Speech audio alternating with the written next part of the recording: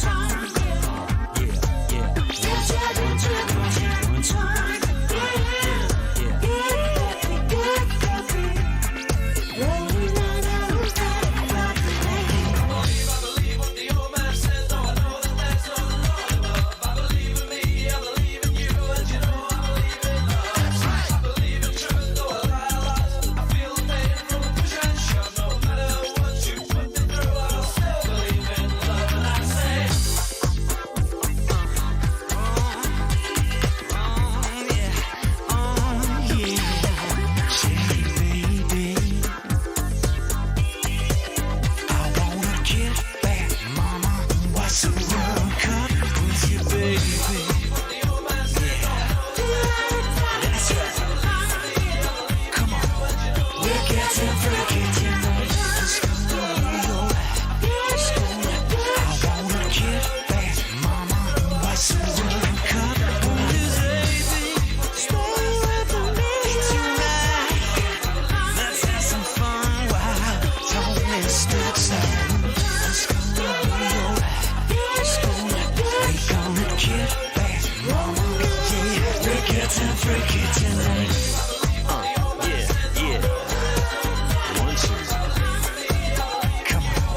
we're getting freaky.